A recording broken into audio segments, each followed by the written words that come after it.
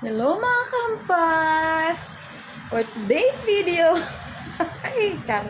Hindi, magluluto ako ngayon guys ng binagkat. Sa Bulilio, tawag namin yan ay binagkat. Meron tayong kamote dito guys. Ito, kunti nga lang. Luluto ako ng binagkat. Sige. Sa Bulilio kasi tawag namin binagkat dun eh. Ang una natin gagawin is tatabtad tayo ng kamote. Ayan, nag-apron nga pala ako guys para hindi tayo masyadong madumihan. Pagtatagtad ng kamote. Yan. Ganito lang sa amin ito eh. Masarap yung kamote namin ngayon parang kasi hindi law siya. Ay, parang ang hirap at ganun. Para kung masusugatan. Ito, ganito lang. Masarap. Maliliit. Masarap kasi pang maliliit yung para ay, ano ba yan? Natakot ako. Kasi tikman natin yung kamote ng Taiwan. Kung masarap. Yan guys. Masarap dito kasi yung maliliit lang. Ay, ang hirap. Hindi yata tayo marunong guys. Lagi na kasi tayo hindi nakakaganito. Parang namis ba namin yung kamote? Nilagkat. Sa amin kasi yung kapag halimbawa, para lang sa amin ha, yung mga binat at dalaga ba? Parang way nila sa panliligaw yung magluluto kayo ng ganito. Noon lang naman, ewan ko kung hanggang ngayon ganito pa rin. Parang wala na. Kasi may cellphone na. Diba? Ayan guys. Ay, parang ang hirap nga. Ano ka lang. Wait lang guys. Balik tayo dun sa yung way ng panliligaw ng mga taga sa amin sa probinsya.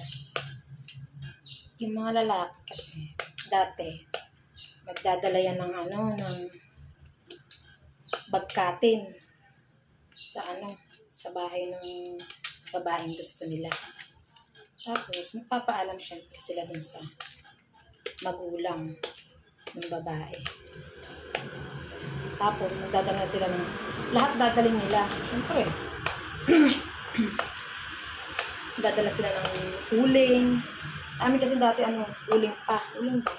Yung dadala sila ng uling, panluto, asukal, margarine. Pag nakakaluwag-luwag, may dala-dala pa yung gatas para special ang kanilang pinagkat.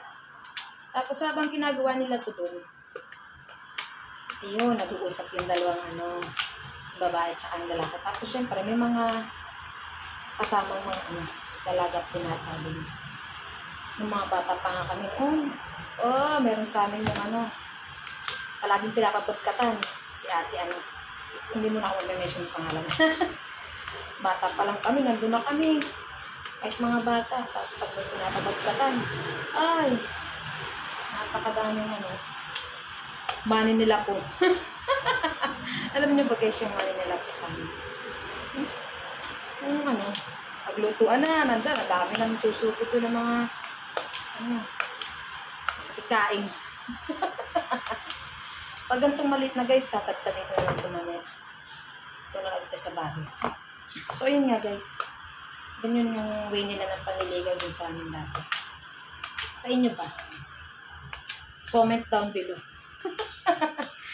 Kung paano yung way ng panliligaw sa inyo dati ng mga batang 90s ba? Sa amin kasi ganun. Hindi lang kamote ha. Mas masarap yung binagkat na galiyang. Yun. Dinadala nila, nilagyan ng gatas. Dapat kasi. Tapos tulong-tulong. Masaya kasi yun. Parang, kasi dati wala pa namang cellphone, di ba? Ano pa lang yung ginagamit mo. Wala talaga. Di ba? Masaya yun. Yun guys, wait lang ha. Guys, ito na lahat yung aking natagtad.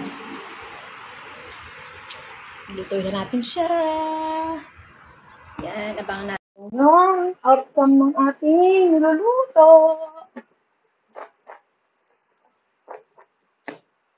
Wait lang.